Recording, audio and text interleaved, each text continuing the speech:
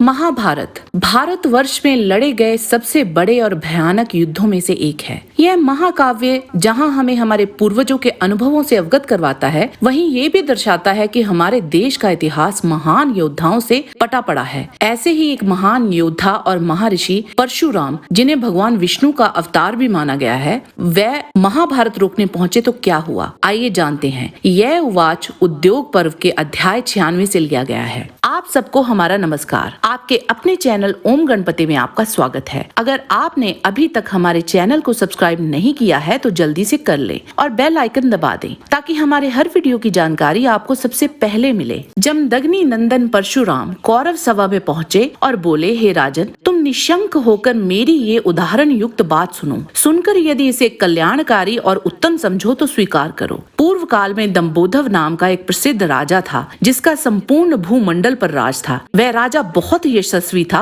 अपितु हर रोज सुबह उठने पर वह ब्राह्मणों और क्षत्रियों से पूछा करता था कि क्या इस जगत में कोई भी ऐसा शस्त्रधारी शूद्र, वैश्य, क्षत्रिय अथवा ब्राह्मण है जो युद्ध में उससे बढ़कर अथवा समान भी हो सके। इसी तरह से पूछते पूछते वह राजा स्वयं पर अभिमान करने लगा और किसी और को कुछ ना समझने लगा। उस समय सर्वथा उदार एवं विद्वान ब्राह्मणों ने उसे ऐसा करने से मना किया, परंतु वह ना माना और उसका अहंकार बढ़ता ही गया। वह अपने धन और वैभव के मद में मतवाला सा हो गया। राजा को बारंबार यही प्रश्न दोहराते हुए देख वेदों के ज्ञाता ब्राह्मण क्रोध में तमतमा उठे। राजन, दो ऐसे पुरुष रत्न हैं जिन्होंने युद्ध में अनेक योद्धाओं पर विजय पाई है। तुम भी उनके समान न हो सकोगे। ऐसी बात सुनकर राजा ने ब्राह्मणों से उनके नाम, जन्म और स्थान पूछे। इस पर ब्राह्मण कहने लगे, राजन, हमने सुना है वे नर नारायण नाम वाले तपस्वी हैं और इस समय मनुष्य लोक में आए हुए हैं। तुम उन्हीं दोनों के साथ युद्ध करो। सुना है ये दोनों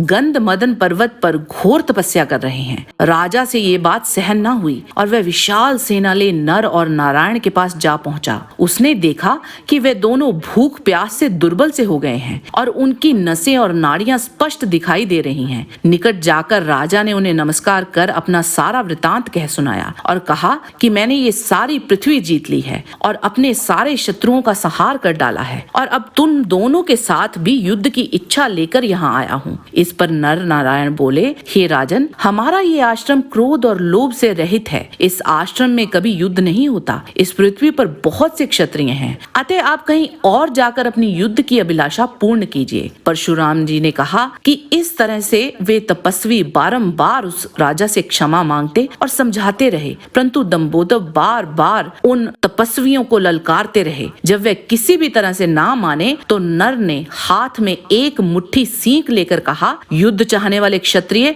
आ युद्ध कर। अपने सारे अस्त्र शस्त्र लेकर सारी सेना तैयार कर ले, कवच बांध ले। तेरे पास और भी जितने साधन हो उन सब से संपन्न हो जा। तू बड़े घमंड में आकर ब्राह्मण आदि सभी वर्णों को ललकारता फिरता है, इसीलिए मैं आज तेरा ये वहम भी मिटा देता हूँ। ऐसा सुनकर दंबोदव अपनी विशाल सेना लेकर तपस्वी नर को मारने की इच्छा से सब ओर से उन पर टूट पड़ा और अपने भयंकर बाणों से उन पर प्रहार करने लगा, परंतु मुनि नर ने सींकों के प्रहार से उनको बींध डाला और तब किसी से भी ना पराजित होने वाले महर्षि नर ने उस विशाल सेना पर एशिकास्त्र का प्रयोग किया, जिसका निवारण असंभव था। इस तरह मुनि नर ने अपने सींकों के बाणों द्वारा ही दंबोदव के सैनिकों की आंखें, नाक, कानों को बींध डाला। जब राजा ने सींकों से भरा हुआ श्वेत आकाश देखा तो वह मुनि के चरणों में गिर पड़ा और कल्याण की कामना करने लगा। तब मुनि नर ने उसे ब्राह्मण, हितैषी और धर्मात्मा बनने की आज्ञा दी और अपना पूर्व आचार छोड़ने के लिए कहा।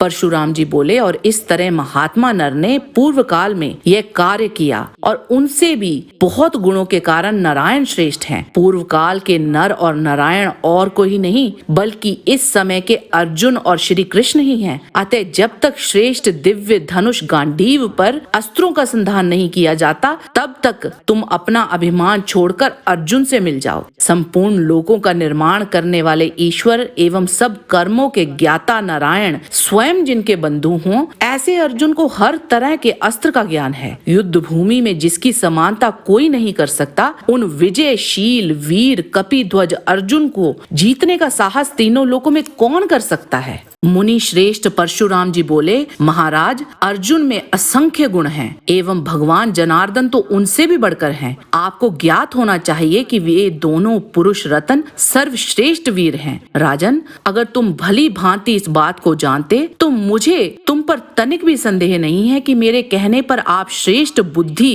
का आश्रय लेकर पांडवों से संधि कर लोगे और युद्ध में मन न लगाओगे। कुरुश्रेष्ठ, तुम्हारा कुल इस धरती पर बहुत प्रसिद्ध और प्रतिष्ठित है और वह उसी प्रकार सम्मानित बना रहे और तुम्हारा कल्याण हो, इसके लिए अपने वास्तविक स्वार्थ का ही चिंतन करो और युद्ध का विचार छोड़ दो। और इस तरह से जमदग्नि नंदन परशुराम जी ने एक शुभ चिंतक की तरह कौरवों को समझाने का बहुत प्रयास किया, परंतु हम सब जानते हैं कि इस प्रयास का फल उन्हें नहीं मिला। यह पूरा वाच उद्योग पर्व के अध्याय 96 में से लिया गया है। हमारी आपसे प्रार्थना है कि समय मिलने पर इसका अध्ययन जरूर कीजिए। हमारा आज का वीडियो देखने के लिए आप सबका बहुत बहुत धन्यवाद। आज के वीडियो में बस इतना ही। जाने से पहले लाइक बटन जरूर दबा दीजिए और वीडियो अच्छा लगा है तो शेयर कीजिए।